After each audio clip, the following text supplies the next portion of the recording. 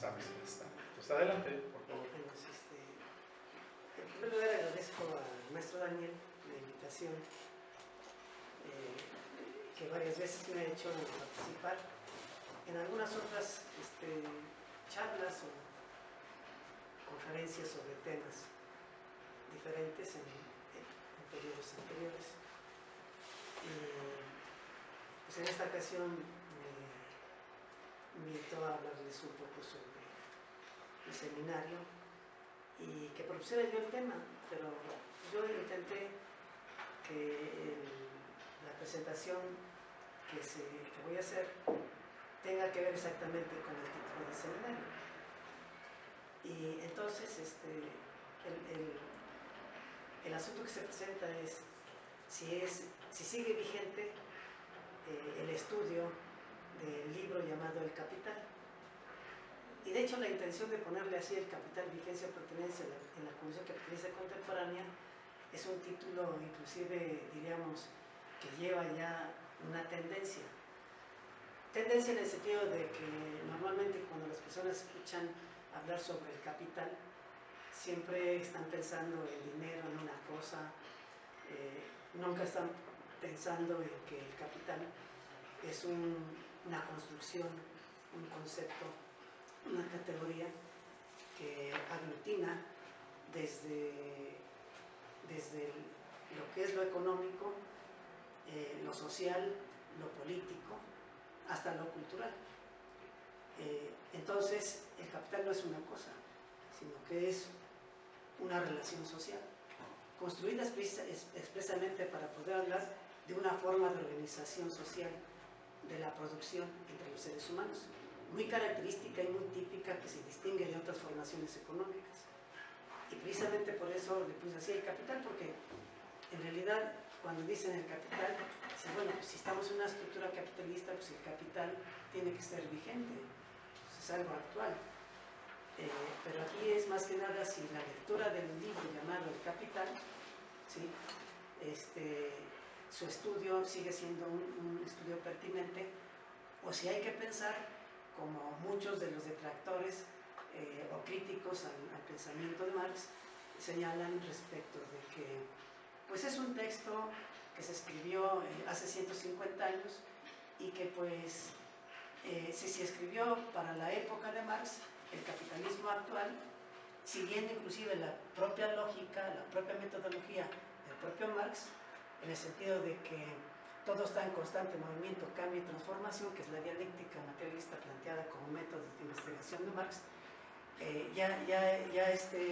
desde esa perspectiva, el capitalismo actual, pues ya no tiene que estudiarse en términos de lo que dijo Marx, porque ya es otra cosa totalmente distinta al capitalismo del fines del siglo XIX y principios del XX.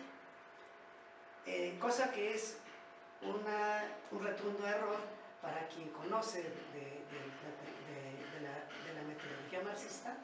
Hablar de esa manera es incurrir en fallas hasta de construcción mental y un impedimento para hacer realmente un estudio científico de las condiciones y situaciones actuales del capitalismo actual. Por esa razón es que, bueno, me invitan y dije, sí, perfecto, vamos a hablar sobre eso. Por eso le puse ese título, si es pertinente en términos de la acumulación capitalista contemporánea, inclusive utilizar el texto del Capital para poder entender lo que pasa actualmente. Esa es la razón. Okay. Bueno, entonces, yo lo que voy a hacer es, ni jala esto. Yo lo que voy a hacer es, ¿cómo se dice? Plantear un conjunto de problemas, que son problemas del capitalismo actual, y ver si en efecto, al querer contestar esas preguntas, la lectura del Capital sirve para responder a esos problemas actuales contemporáneos, porque si no sirve, entonces sí habría que dar crédito a eso que se dice, que ya no es vigente ni pertinente, y entonces es un texto que ya lo rebasó la propia realidad. Pero para efectos del propio pensamiento marxista y sobre todo lo que es más importante al propio pensamiento marxista es que los críticos del marxismo llegan a plantear después de la crisis del 2008, y Marx tenía razón. Y lo dicen pensadores que son pensadores de la ideología capitalista contemporánea, como Stiglitz, de renombre internacional, y que bueno, pues entonces uno dice, bueno, si estos pensadores llegan a reconocer la validez del pensamiento de Marx, pues entonces quiere decir que sigue siendo vigente. Pero bueno, ahí vamos a llegar ahí. ¿Cuál era la posición de Stiglitz con respecto a la punta de discusión? ¿Qué era lo que no desaprobaba? El análisis sobre el por qué se da la crisis financiera del 2008. Ah, ok. Sí. Sí, me interesa. Entonces, la crisis financiera del 2008 tiene una razón, y entonces, bueno, ¿por qué? Si se decía, ¿no?, que todas las tesis marxistas habían sido rebasadas, y que, bueno, inclusive la Unión Soviética para 2008, después del 91, ya había hecho un proceso de involución. Entonces, sobre esas cuestiones uno dice, bueno, entonces, ¿por qué razón sigue siendo vigente el pensamiento de Marx planteado en el texto del Capital? No voy a hablar del marxismo porque eso sería otra cosa, sino es centrarme a lo que es la metodología y el análisis de Marx sobre el capitalismo aplicado en ese texto del Capital. Entonces, lo que nosotros vemos actualmente es que en efecto los escritores, economistas, llegan a observar que los últimos 36 años del desarrollo del capitalismo bajo la conducción de las llamadas libres fuerzas del mercado, o sea, la globalización, el neoliberalismo, a través de los dos exponentes que tienen los Estados Unidos, el Fondo Monetario Internacional y el Banco Mundial, impusieron un conjunto de normas y reglas a los países, y el resultado, después de 36 años de esas políticas, no han sido los que prometieron, ni los prometidos ni los esperados, porque en realidad vamos a ver en términos de la economía mexicana cómo las cifras no muestran que haya habido una mejora en términos de lo que había sido el desarrollo del capitalismo con un Estado regulador, y después el desarrollo del capitalismo con una economía en donde se deja la libre fuerza del mercado, bajo la conducción de la política neoliberal.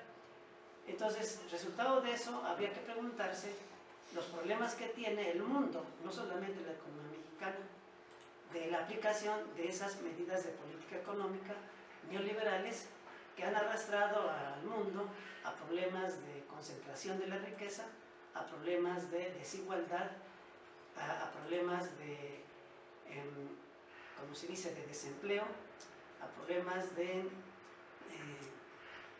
trabajadores informales, y a problemas inclusive hasta de crisis de las bolsas, caída de capitales, en fin, ese conjunto de cosas que son las que uno se pregunta, bueno, si estuviera funcionando el modelo, entonces muchos de esos problemas tenían que haberse resuelto desde mucho antes. Y independientemente de que ya no le hace contrapeso el mundo socialista a los planteamientos de lo que sería lo que Marx plantea en el Capital. Entonces, yo planteo estas dos cosas. Marx planteaba ya en el texto del Capital, en el tomo 1 y en el tomo 2, estas dos cuestiones. Dice, la crisis exalta a términos de contradicción absoluta el divorcio entre la mercancía y su forma valor, o sea, el dinero, a punto de que todos o todas las personas, y no solo las naciones, periódicamente se ven asaltadas por la quimera de querer ganar dinero sin utilizar como medio el proceso de producción. Y bueno, en efecto, ¿sí?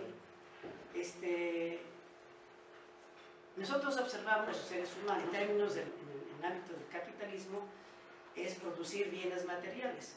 Esos bienes materiales nos llegan a nosotros como un producto que se compra y se vende en el mercado.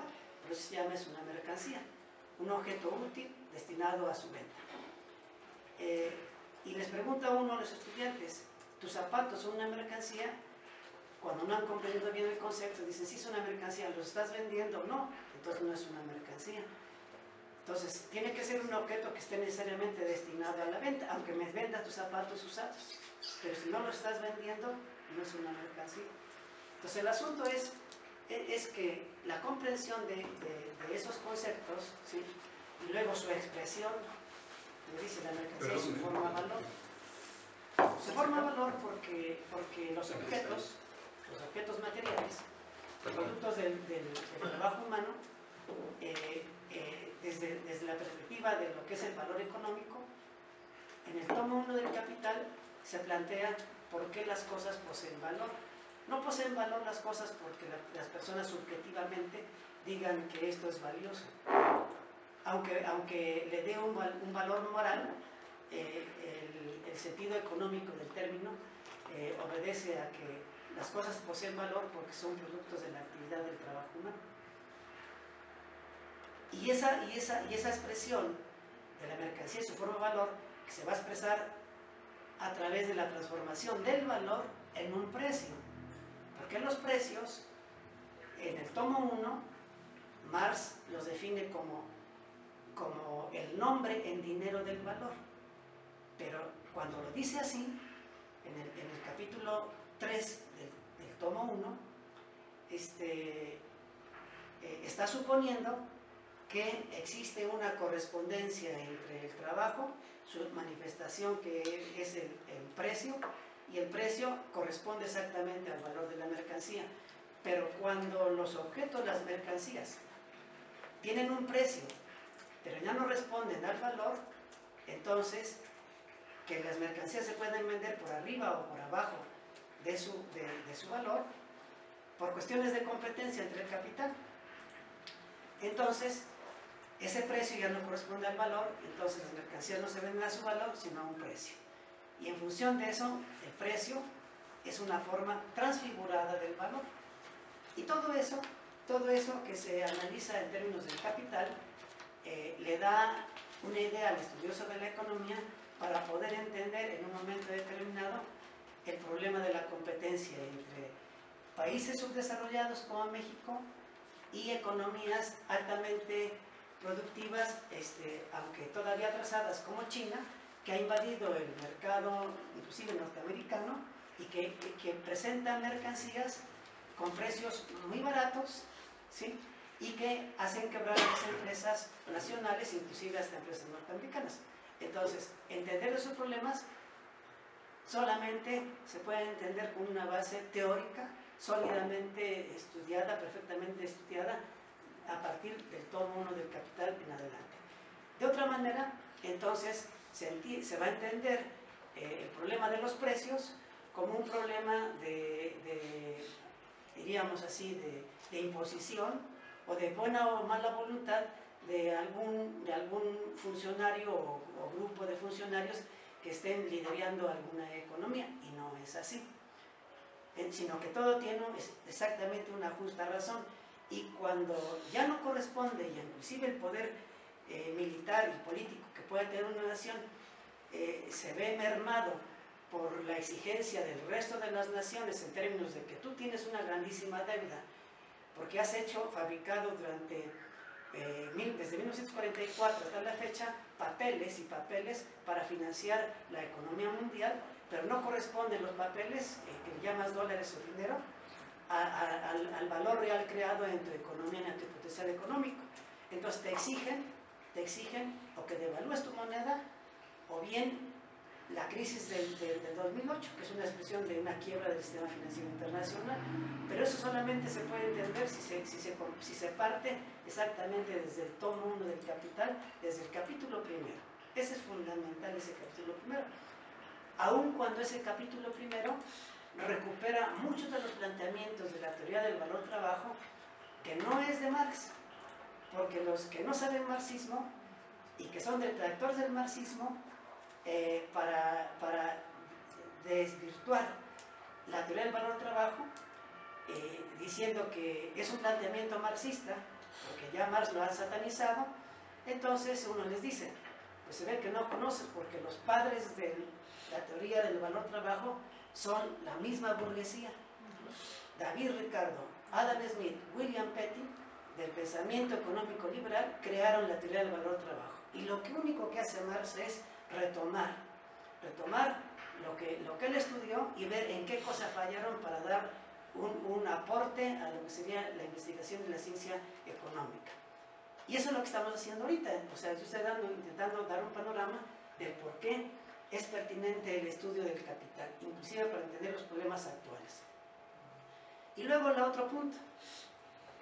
Las naciones y todas las personas periódicamente se ven asaltadas por la quimera de querer ganar dinero sin utilizar como medio el proceso de producción. O sea, todo el mundo quiere tener dinero, pero no quiere trabajar, no quiere producir. O sea, si a mí me pagan por sonreírme, fabuloso, ¿no? ¿Sí?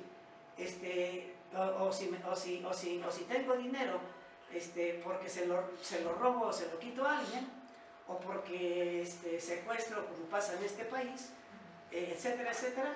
Entonces, querer tener dinero sin utilizar el proceso productivo.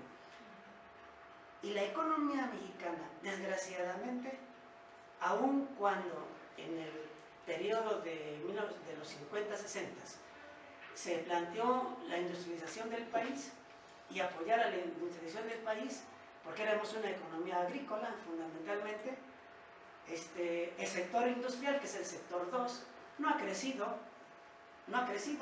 Lo que ha crecido es el sector 3. El sector 3 es el destinado a el comercio y los servicios. Pero el comercio y los servicios es un sector no productivo. Los sectores productivos es agricultura, minería e industria. Entonces los servicios es el sector que más ha crecido, hacia donde nos ha conducido la economía. O sea, querer ganar dinero sin producir.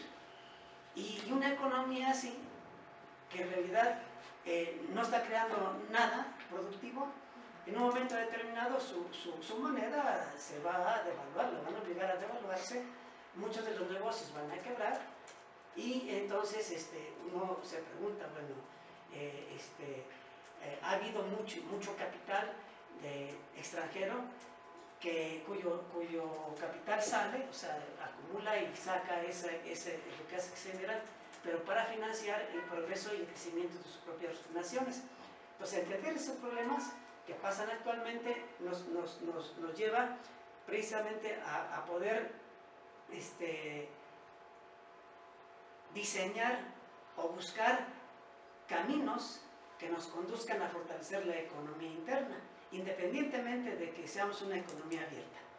Porque Marx, en todos el tomo 1, el tomo 2, plantea una economía cerrada, pero en el tomo 3 ya no. Y entonces el propio Marx, cuando habla un discurso, le preguntan que si él está a favor del libre comercio. Y Marx señala que él está a favor del libre comercio. Entonces, las gentes que criticamos el neoliberalismo y que no han leído a Marx con certeza o con atención, dicen, ¿cómo? ¿Marx está a favor del libre comercio? Sí, está a favor del libre comercio.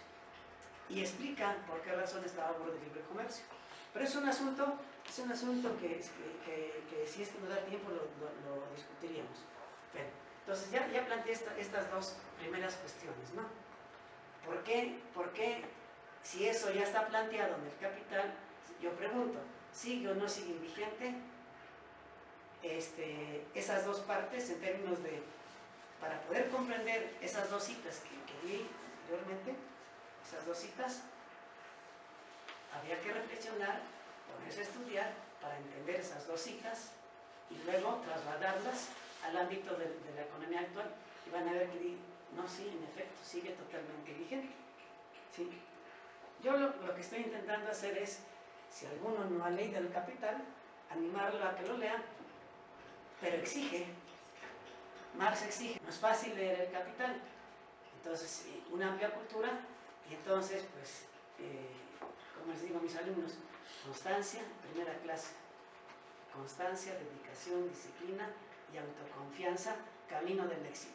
para todo lo que quieran, para todo absolutamente, dicen, para todo, sí, para todo absolutamente, hasta para la chica que te aviente las flores, constancia, dedicación, disciplina y autoconfianza, camino del éxito, probado científicamente. Así que nada más es cuestión de que no se desanimen, pero seguro que así es, está probado. Y ahora ya estoy hablando así por la experiencia de los años, pero así es. Bueno, entonces, la apariencia de las formas en realidad nubla la perspectiva de los economistas. ¿Y por qué la nubla? Porque en efecto los economistas se han convertido, así como lo estoy diciendo literalmente, en espadachines a sueldo, a servicio del dinero, ¿sí? Y entonces como se pierden en ese mare magnum superficial de la problemática económica estudiada, pues no penetran realmente en la esencia de sus problemas. Y entonces el problema del crecimiento de precios es un problema, y así responden. ¿Por qué suben o bajan los precios? Son las leyes de la oferta y la demanda. Yo les digo a mis alumnos, para responder eso, es como si dijeran, pues es porque Dios Padre así quiere, y para eso pues mejor nos vamos a un convento, ¿sí? Pero no es, aquí no se trata de eso, se trata de tener objetivamente un análisis científico que permita comprender la problemática en su esencia, no en la apariencia. ¿Por qué? Porque las apariencias siempre son falsas, y entonces habría que decir, ¿por qué? ¿Qué es lo aparente? Bueno, pues simplemente cualquier fenómeno es lo que se presenta a los ojos de la sociedad en general. Y solamente aquel que tiene agudeza para ver detrás de esa apariencia puede comprender la esencia del fenómeno. Y entonces la esencia del fenómeno, si se comprende la esencia de los problemas, ahí es donde hay que atacar esos problemas. Si no, nos quedamos únicamente en la pura apariencia. Y si vamos a atacar la apariencia, pues simplemente no se resuelve el problema.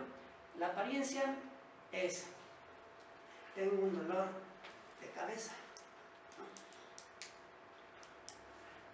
¿no? Y el médico que no analiza la esencia del problema, pues le da un simple analgésico. Le quita el dolor, atenúa ese dolor, pero como no atacó la causa del problema, el problema sigue y después se va a convertir en un cáncer que después puede perder una parte de su cuerpo o simplemente se muere ese cuerpo. ¿Por qué? Porque no se atacó la causa, simplemente se atenuó a través de la apariencia del fenómeno. Entonces, aquí de lo que se trata pues es no perderse en ese gran mar superficial de la problemática y únicamente quedarse con las apariencias, sino penetrar en la esencia de los fenómenos para saber las causas que dan origen a ese fenómeno y ahí exactamente poner el meollo del asunto, el dedo sobre el renglón. Esa sería la idea. Entonces, aquí son los problemas que yo les decía que iba yo a señalar en términos generales. ¿Cómo es que se pretenden comprender las formas de manifestación complejas del valor? Las mercancías, el dinero y el capital. Esas son las más esenciales, porque alrededor de esto vendrían los precios, los salarios, el desempleo, etcétera, que son fenómenos que se presentan a los ojos de la sociedad.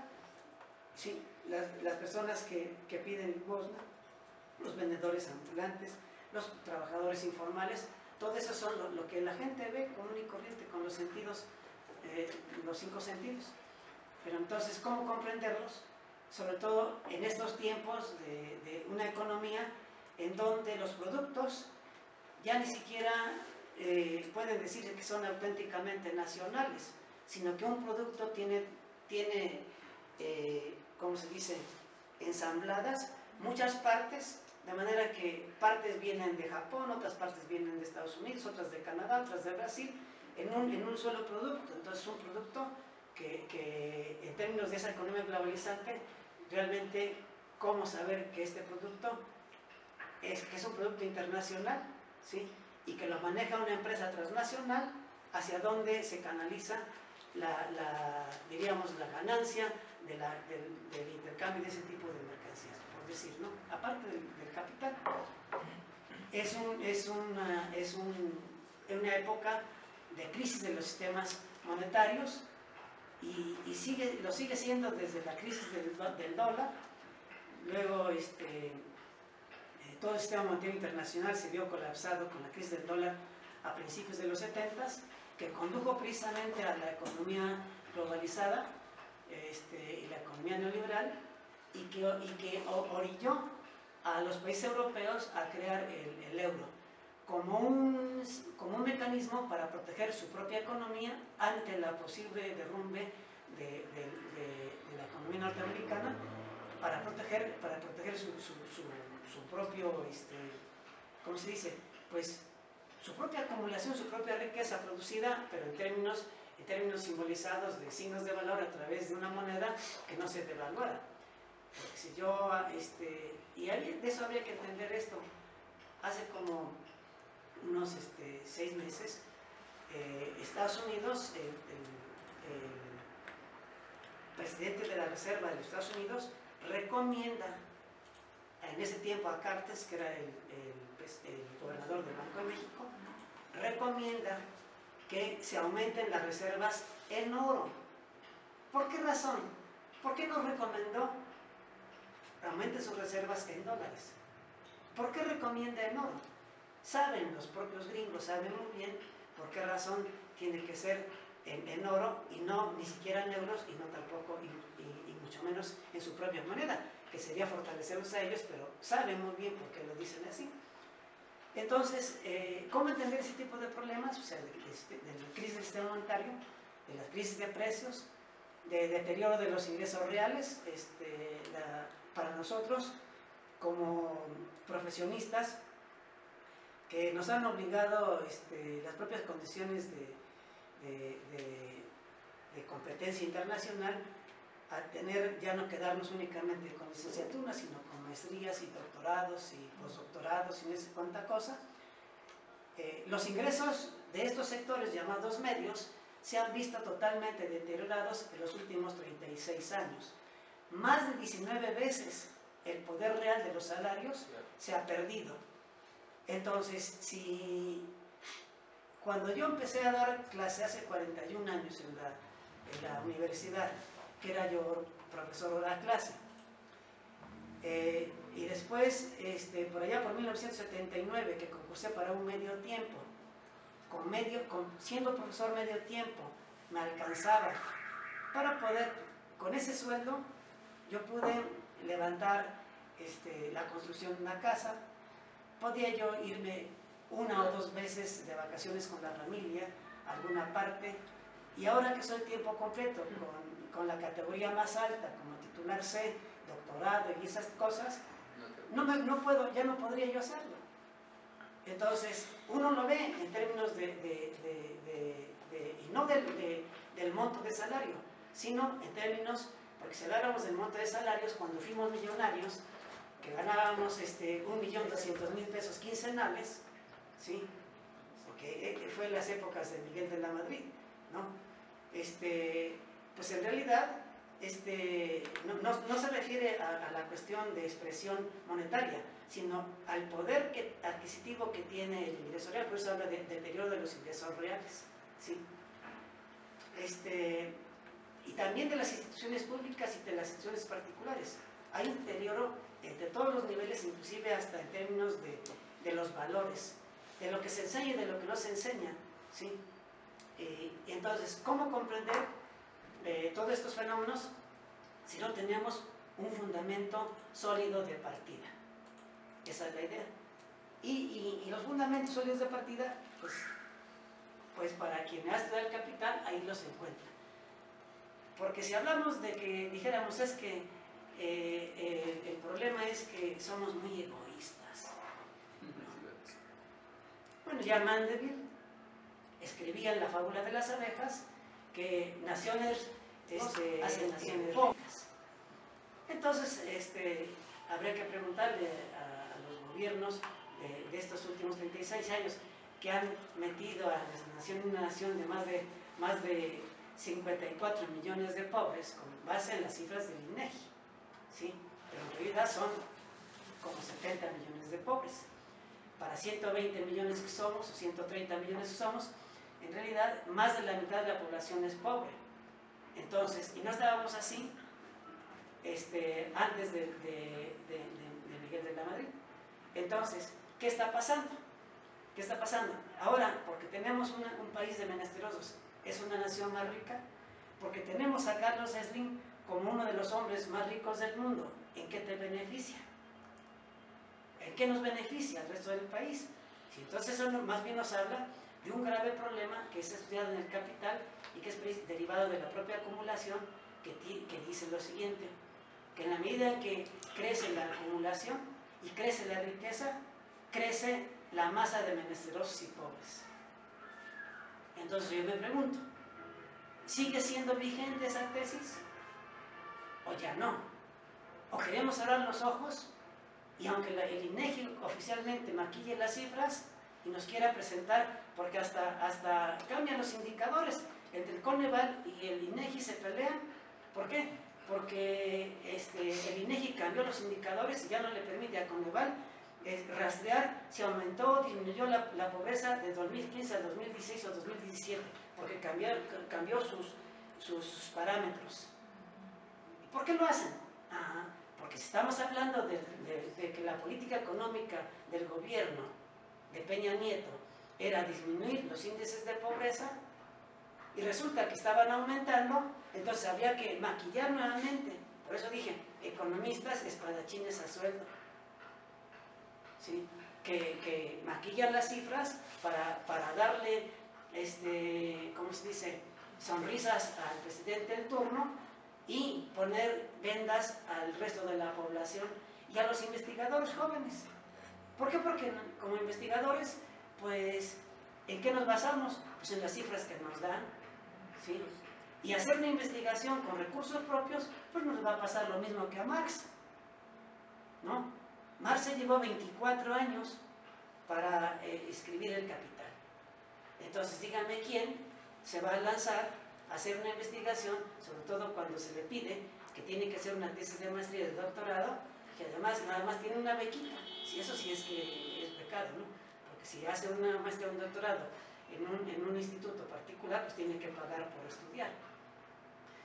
Entonces uno se pregunta, ¿esos problemas que vive la gente actualmente le da respuesta al capital?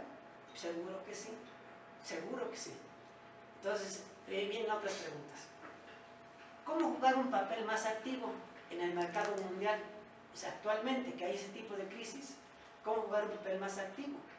¿Cómo hacer que la economía mexicana, ante las amenazas de Trump, ¿sí?, de no firmar o dar por terminado el Telecán, ¿sí?, qué hacer?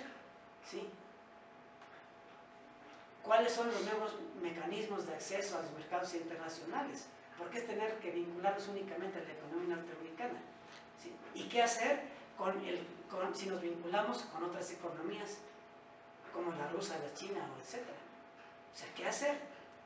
Porque seguir haciendo lo que ya se vino haciendo, el cofre está abierto, que venga el capital extranjero y que se lleve lo que quiera. Pues entonces seguimos haciendo una nación de pobres a costa de la riqueza generada en nuestro propio territorio y extrayendo la riqueza en nuestro propio territorio.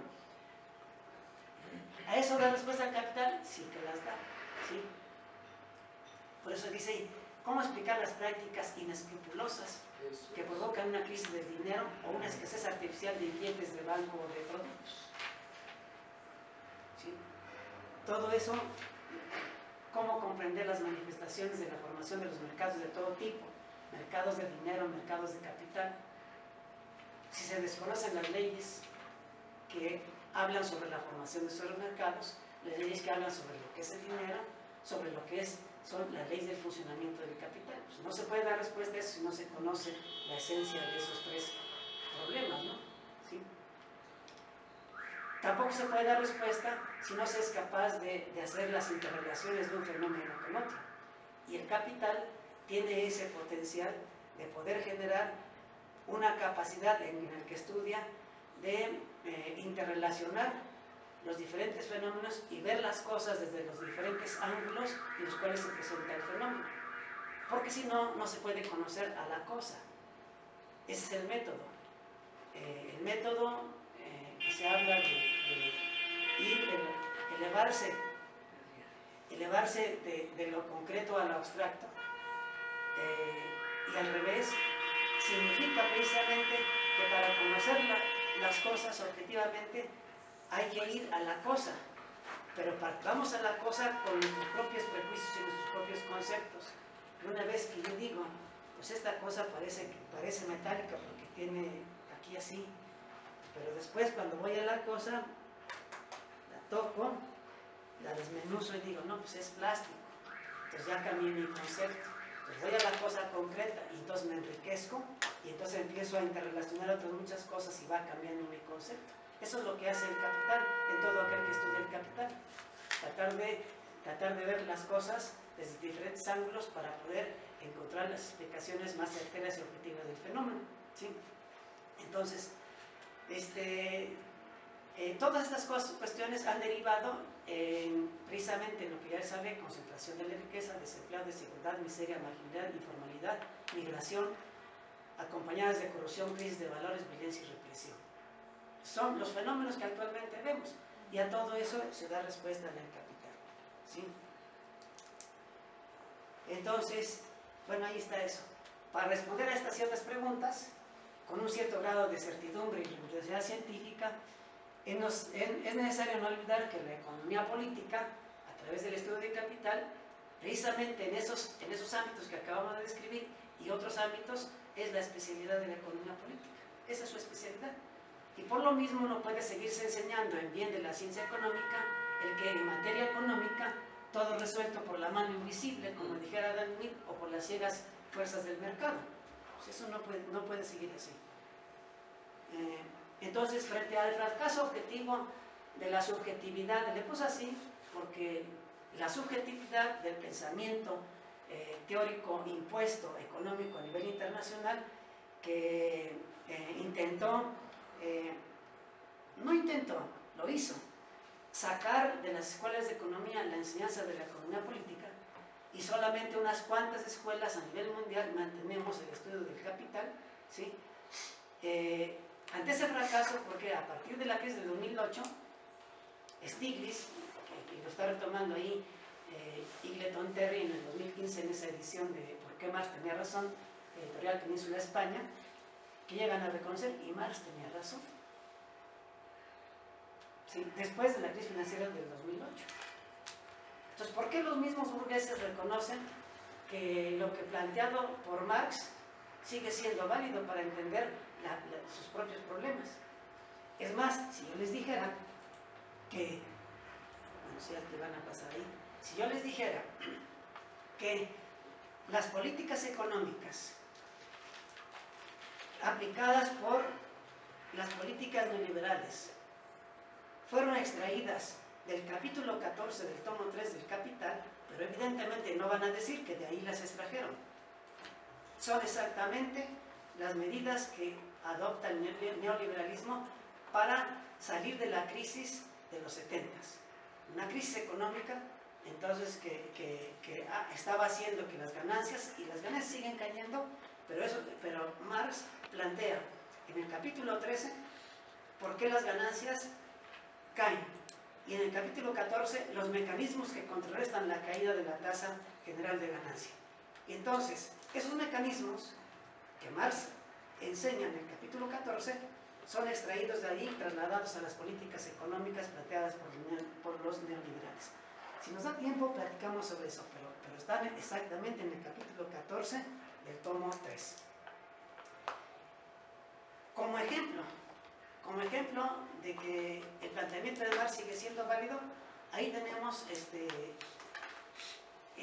extraída y, ¿cómo se dice?, compactada, porque nada más hay una parte de la llamada Ley General, y dice así, ya se les dije hace rato: en la medida en que crezca la acumulación, aumente la composición orgánica del capital y mayores sean la riqueza social, el capital en funciones, el volumen y la intensidad de su crecimiento, y por tanto, mayor también la magnitud absoluta de la población obrera y la capacidad productiva de su trabajo, tanto mayor será la superpoblación relativa o ejército industrial de reserva. Cuanto mayor sea este ejército de reserva en proporción al ejército obrero activo, tanto mayor será la masa de la superpoblación consolidada o las capas obreras cuya miseria está en razón inversa a la tortura de su trabajo. Y cuanto mayores serán finalmente las capas de la clase obrera formadas por menesterosos, enfermizos y el ejército industrial de reserva, y tanto mayor será el pauperismo oficial. O sea, cuanto más riqueza hay, más pobreza hay. ¿Aparece ser una contradicción? Sí. ¿Ahí a qué se refiere el ejército de reserva? El ejército industrial de reserva es la masa de obreros desempleados, que quedan desempleados no porque quieran, Okay. no es desempleo que le llaman en la teoría económica, es que es desempleo voluntario. No, es que no es eso. Tú quieres seguir trabajando, pero ¿sabes qué? Pasó en la propia universidad. Había que modernizar el departamento escolar y bueno, pues había que meter computadoras, y si tenías, no sé, 30 secretarias o no sé cuántas para llevar el registro de las calificaciones de nada más de una escuela, la de Derecho, que era una de las más grandes, igual Medicina, que era otra de las más grandes, Contaduría, que es otra de las más grandes, ¿sí? Entonces, pues ahora con 2 secretarias y a través de un sistema computarizado, pues entonces desplazas a muchos trabajadores. Eso es lo que está diciendo ahí. Pero eso se llama aumentar la composición orgánica del capital. Aumentar la composición orgánica del capital quiere decir que en la medida en que crece la acumulación significa no amontonar. O sea, la acumulación no es amontonar. Acumulación es el acto del capital que después de invertir lo hace con la intención de obtener una ganancia, y esa ganancia la revierte como nuevo capital, es decir, hace crecer su inversión. Si tenía 100 unidades de capital, que puede ser 100 millones de dólares, ¿sí? 100 unidades de capital invertido, y al final del proceso obtiene 120, él decide qué hace con los 20 de excedente o de ganancia que tuvo. Puede gastársela porque él es el dueño de esa ganancia, para su propio consumo y de su familia, o bien puede gastarse una parte y reinvertir otra parte. Entonces la parte que se reinvierte se llama acumulación. Esa es la acumulación capitalista. Entonces, si yo me gasto 5 y reinvierto 15, entonces en el siguiente periodo aumenté mi capital. Se dice acumulé porque ahora tengo 115, cuyo objetivo para que funcione como capital es 115. ¿Con qué fin lo vas a invertir? Con el fin de tener una cantidad siempre mayor de dinero al final. Entonces, si tienes 115, ¿qué cosa buscas? Busca, de acuerdo a las condiciones del mercado, tener una tasa de crecimiento de tanto por ciento, de manera que con estos 115 obtenga yo no otros 20, sino obtenga yo 170. Porque si no, no tiene caso que yo esté invirtiendo en maquinaria y tecnología, si no voy a tener una utilidad, un beneficio, una ganancia. Entonces, ese es el asunto. Entonces, en la medida que aumenta la población, eso es lo que quiere decir, ¿sí? Entonces, yo está aumentando mi riqueza, y como tal riqueza que yo la estoy reinvirtiendo, me está obligando a mí a invertir una parte. Bueno, ¿cómo la vas a invertir? Bueno, pues inviertes en maquinaria y en equipo. Mejor maquinaria y equipo que tenga mayor productividad, porque tienes que competir con los chinos. Ah, tú no quieres competir con tecnología. Entonces, ¿cómo quieres competir? Ah, bueno, pues compites con salarios bajos, porque ya decía Fox, ¿de qué se quejan los mexicanos? De que tienen salarios bajos. Los chinos ganan 5 veces menos que ustedes. O sea, ¿cuál era el futuro que nos estaba evidenciando Fox? ¿Sí? Que todavía van más para abajo los salarios. Entonces uno se dice, quieres competir, pero no quieres competir con tecnología, sino quieres competir a través de costos baratos, bajando los salarios cada vez más para que tus costos de producción vía salarios sean menores. Pero si tú no compites bajando los costos a través de tecnología, no la vas a hacer. Y eso es lo que ha estado pasando con la economía mexicana. ¿Sí? Eso es lo que ha estado pasando. Entonces, comprender eso implica precisamente tener las bases para entender los fenómenos actuales. Si no sabemos nada de esto, pues uno dice, ese cuate que está hablando está, pero si bien loco. Yo diría, bueno, pues sí. Sí. El mundo no es de los normales. Nunca ha sido el mundo de los normales. ¿Sí? Los normales tienen un criterio promedio. ¿Sí? Es un normal. ¿Sí? Criterio promedio. Y criterio promedio se dice mediocre. Porque en el griego, la segunda parte, mediocrein, o sea, medio criterio, o sea, criterio medio, o sea, criterio promedio, es mediocre. O sea, ¿cuáles son tus metas en la vida? No, pues mi meta en la vida es casarme, tener una esposa, unos hijos, un esposo, según sea el caso, un auto, sí, mi casa, mediocre. Criterio medio. ¿Sí? Entonces, ¿de quién es el mundo? Hitler, ¿qué dijo? Somos la raza aria, la única que debe dominar el mundo. ¿Qué dijo el mundo? Hay que parar a este loco. Y si no lo hacemos entre todos, ya estaríamos, ya ni existiríamos, o sea, de acuerdo a las tendencias. ¿Sí? Y así podríamos poner muchos ejemplos de locos. Porque en realidad, si alguien me dice, yo se los digo a los universitarios, a ver, si ustedes dicen, y hablo el nombre, Marta, ¿sí? Su compañera, les dice, yo voy a ser la primera presidenta de este país como mujer, ¿qué le van a decir? ¿Estás loca? Ah, pero si se lo propone, ya dijimos, constancia, dedicación, disciplina y autoconfianza, camino del éxito, y pone todas las bases, se prepara, y entonces, a lo mejor no llega, pero llega a ser por lo menos la primera dama. ¿Sí? O llega a ser diputada, o llega a ser senadora. No sé, algún puesto dentro de los secretarios del Estado. Pero si no se lo propone, criterio medio. Entonces, ¿de quién es el mundo? No es de los mediocres. Es de los que estamos locos en el sentido correcto de la palabra. ¿Sí? El más loco de los locos, les voy a decir porque ya Marx nos enseñó a sacudirnos del cochambre. ¿Cuál es el más loco de los locos? Pues Jesucristo, Él dijo, no, yo no voy a dominar el mundo, yo lo voy a salvar. ¿Y qué cosa dijeron? Eso hay que crucificarlo porque es un riesgo para la nación. Ámale. Entonces el mundo no es de los normales, es de los locos. Pero pónganse a pensar, porque en términos de todas esas formas de pensar, han sido derivadas de esa interrelación permanente de reflexionar, de ver, de discutir estos problemas con los muchachos, con los estudiantes y llevarlos evidentemente a que cambien su forma de pensar para que sean mejores personas, mejores profesionistas. Sean ellos, les digo, sean ustedes los sujetos de su propio porvenir, los sujetos de su destino. O sea, no hay ni buena ni mala suerte, cada quien es forjador de su propio destino. Entonces, con base en eso, prepárense, capacítense, no le tengan pánico al leer el Capital y ni hagan caso a que esas cosas son del demonio, porque precisamente quienes dicen esas cosas es porque no quieren que tú pienses, no quieren que tú seas independiente y no quieres que tú te desarrolles. Claro que estas formas de pensar ya se están desapareciendo en esta universidad, ya están desapareciendo. Somos así como los últimos vestigios que quedamos todavía de la vieja guardia que se nos formó para ser seres pensantes. Y eso es lo que quisiéramos todavía mientras seguimos manteniéndonos en la universidad. Para ilustrar estas cosas, les traigo esa gráfica ahí, tenemos aquí comparados dos grandes periodos. El periodo de los presidenciales de 1935-1982 y el periodo que abarca más de 40 años y el periodo neoliberal que abarca unos 36 años, un poco menos. ¿Sí?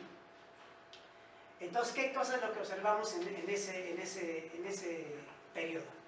Lo que estamos observando es que del 1935 a 1982 promedio, y el promedio per cápita era de 3.5. O sea, en función del número de habitantes y en función del Producto Interno Bruto nos tocaba de 3.5%. Evidentemente que esas cifras siempre son muy, ¿cómo les diré?, muy engañosas. Para el que sabe economía, dice, no, pues me está presentando productos el Producto Interno Bruto, pero el Producto Interno Bruto, ¿qué es para el que sabe economía? Es todo lo que se produce internamente en un país, independientemente de quiénes sean los dueños, ¿sí? Entonces, por eso es un dato falso, porque decimos tasas de crecimiento 6.1%, pero el 80% son empresas norteamericanas, pues entonces ellos se lo llevan, ¿sí? Pero de todos modos, independientemente de eso, que sabe un economista, honesto, por supuesto, y que lo dice, porque otros no son nada honestos. Si me pagan porque no diga las cosas, pues ya estuvo que, ¿sí? Entonces, y eso de hablar de 3.5% de per cápita, es así como si dijéramos, bueno, aquí tenemos 100 pesos, ¿no? Y nos toca, dividido entre tantos que vemos aquí, nos toca, supongamos que de a 10 pesos a cada uno, o 9 pesos a cada uno, ¿sí? Pero resulta que al compañero le damos 90 y aquí le damos 50 centavos, así.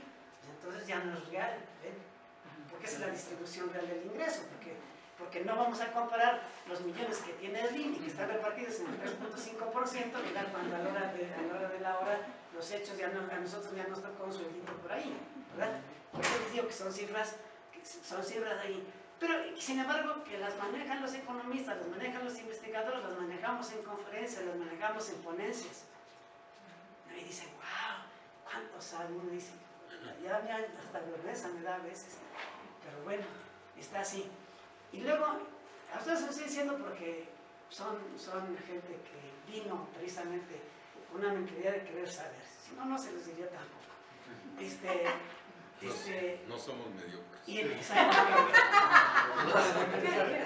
Ni locos. Ay, no. No, son gente que quiere saber. Entonces, y en el periodo liberal teníamos el Producto Interno Bruto promedio anual 2.2, no ha llegado más alto. Puede decir Peña Nieto, es que en este año del 2016 tuvimos por primera vez 3% de crecimiento.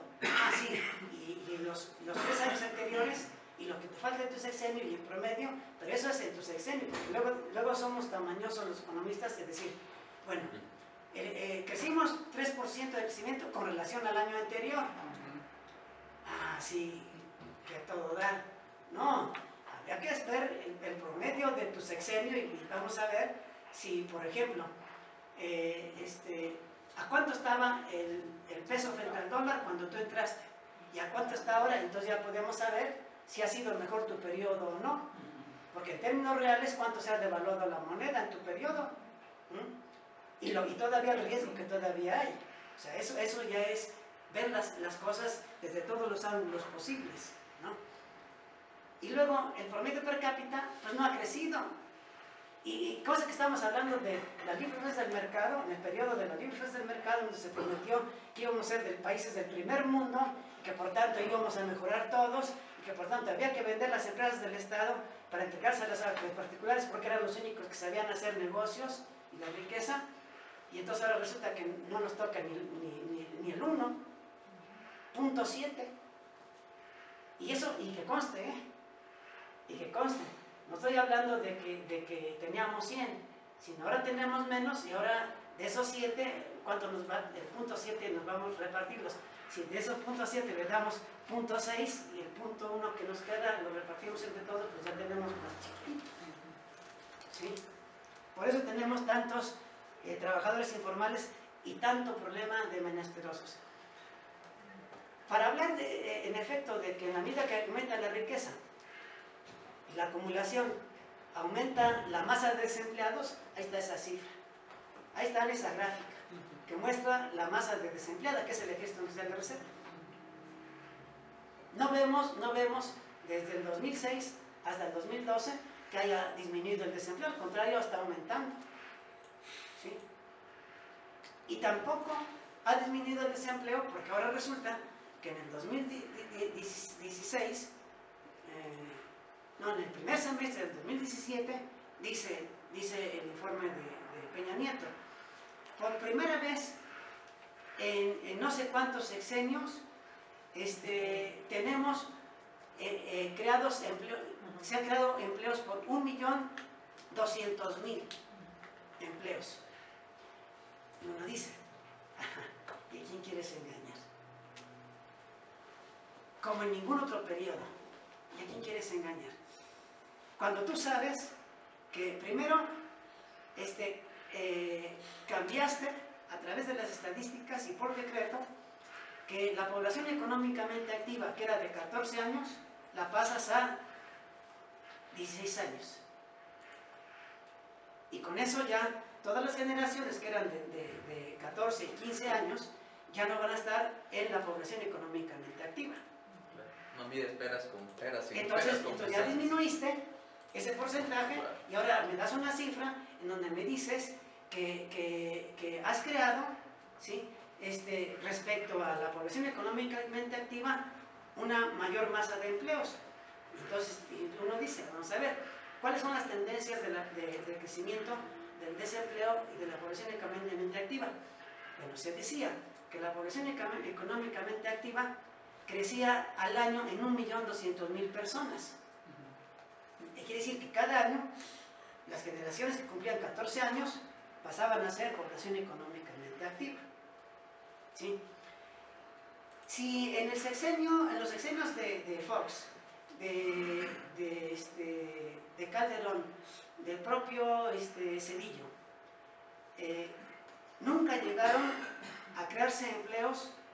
Si en todo el sexenio crearon 4 millones, 3 millones, 2 millones, en todo el sexenio hay un déficit muy fuerte, porque si cada año se incorpora 1.200.000, en 6 años son 7.200.000 los empleos nuevos que debían de haberse creado. Si se crean 4 millones, seguís teniendo un déficit de 3 millones. ¿Sí?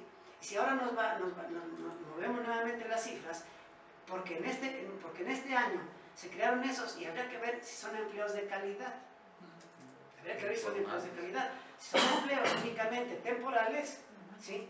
Como son los que se han creado en todo este periodo, entonces simplemente habría que ver cuáles son las condiciones reales del desempleo y de la pobreza en el país.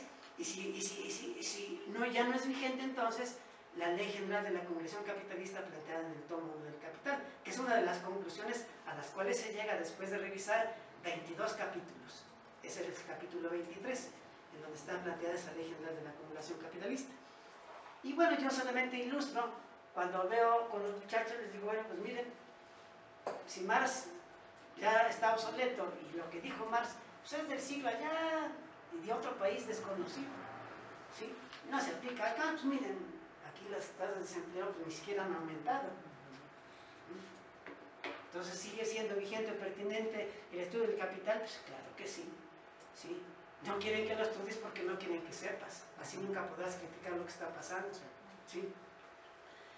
En términos de tasas de informalidad, las tasas de informalidad, bueno, hasta eso, para bajar las tasas de informalidad, o sea, de 2006 al 2012, 2017, tenemos ahí millones en términos de personas que están en el mercado informal. 26.1, 28.9, 30.8 millones de personas que tienen empleos no considerados empleos formales. En otras palabras, los empleos informales son los empleos que no tienen seguro médico, no tienen ninguna otra prestación, por ejemplo, prestación social como sería alguna parte de su ingreso para vivienda, no tiene jubilación, etcétera, ¿no? Sí, bueno, entonces, las personas trabajan en actividades fuera de los trabajos formales porque los sueldos y salarios o los ingresos de los trabajadores formales son muy bajos.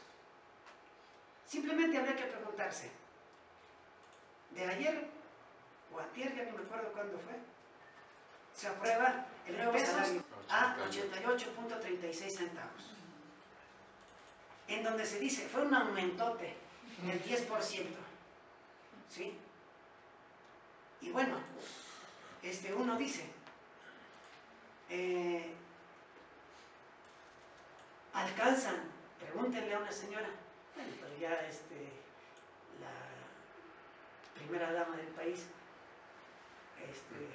dijo que las manos de las mexicanas eran milagrosas como las de la Virgen de Guadalupe, porque con 50 pesos le daban de comer a una familia de 8 personas. Entonces uno dice, bueno, a ver, gaviota, pues que salario mínimo al presidente, como gritábamos en los 70s, para que veas lo que se siente. ¿Sí? Ya eso ya no lo saben gritar los estudiantes de ahora. Maestro, eso puede ser. Eso le dijeron eso le gritaron a Miguel de la Madrid. Y escribió una tesis excelente desde el ángulo marxista sobre el problema financiero, la crisis del 2008. Ese grito se lo lanzaron a Miguel de la Madrid. Sí. Un 1 de mayo. Así es. Salario mínimo al presidente para que vea lo que se siente. Así merito es. Bueno, entonces ahí vemos cómo en efecto, bueno, ya los porcentajes, cuando se habla de la población ocupada, o sea, ¿en qué porcentaje de la población ocupada ocupa el trabajo informal? Entonces vemos que va disminuyendo, ¿sí? Y que de repente bajaba en 0.1, porque en realidad es de 60.0 a 59.9, pues es 0.1. Pero bajar de 59.9 a 57.1 ya bajó, ¿sí? En 2.8, ¿sí? Pero entonces uno dice, ¿cómo le hicieron para bajarle a 2.8? Fácil, en el 2015-2016 se dicta una ley de manera entonces de ¿qué cosa es el trabajo informal? El que no tiene seguro, pues le damos seguro, ¿sí? Y cosas así, entonces ya no lo consideras informal, sino ya formal. Y entonces uno dice, ay, híjole, pero bueno, ahí están las cifras. Pues les dije, con un investigador joven, ¿sí? Que no ve las cosas desde todos los ángulos posibles, simplemente va a decir, no, pues sí, el gobierno actual pues sí ha hecho, bajó las tasas de desempleo, bajó esto. Y uno dice, bueno, a ver, ¿a quién quieres engañar? Porque por eso decimos, nos enseñaron a nosotros a pensar así, aguas con las cifras oficiales porque siempre están maquilladas. Y entonces decimos, bueno, ¿y quién entiende mejor eso? Pues las chicas.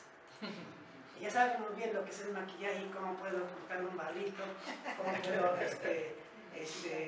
etcétera, ¿no?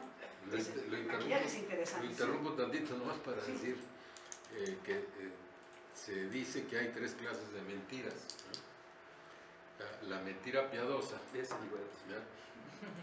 Que no deja de ser mentira. El perjurio Sí. y la estadística. Claro. Pues sí. Y por eso de que es importante saber lo que son las estadísticas. Yo recuerdo que en ese tiempo un compañero mío decía, era el pretexto para no estudiar matemáticas. Decía, no, es que con eso de que las estadísticas también engañan, dice, no hay que estudiar matemáticas porque ocultan la explotación. Y yo vine a estudiar esta facultad de economía para hacer la revolución de este país. Al fin de cuentas ni hizo la revolución, pero así lo pensaba un estudiante que tendría en ese tiempo, diríamos que unos 18, 19 años, como cualquier jovencito de los que actualmente están disputando la licenciatura. Entonces, en esta otra gráfica está ahí planteada la brecha entre lo que sería la canasta básica y el salario mínimo. Y eso porque hablé de que se aumenta a 8 pesos con 30 centavos el salario mínimo, y sin embargo se va abriendo esa proporción en términos de para lo que alcanza, ¿no?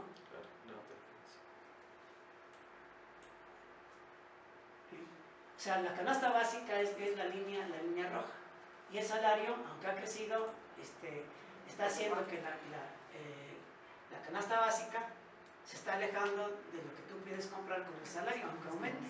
Entonces quiere decir que está comprando cada vez menos aunque aumente el salario mínimo.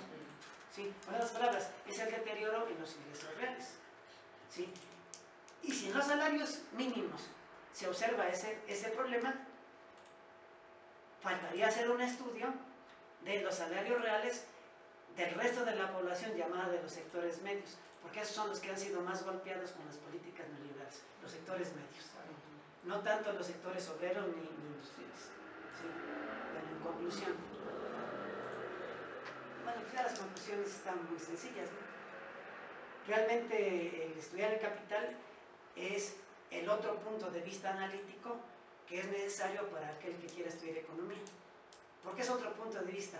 Porque es el punto de vista que le permite a un economista tener un enfoque crítico, integral, humanista y comprometido socialmente, cosa que no tiene la teoría económica. Entonces, si yo quiero ser un economista completo, necesito tener los dos enfoques, o todos los enfoques posibles, y yo formar mi propio pensamiento como economista, para poder ser un buen profesionista, por supuesto. Si no es así, bueno, pues entonces seguiremos formando economistas con enfoques que no son capaces de poner remedios o soluciones a los verdaderos problemas de la economía.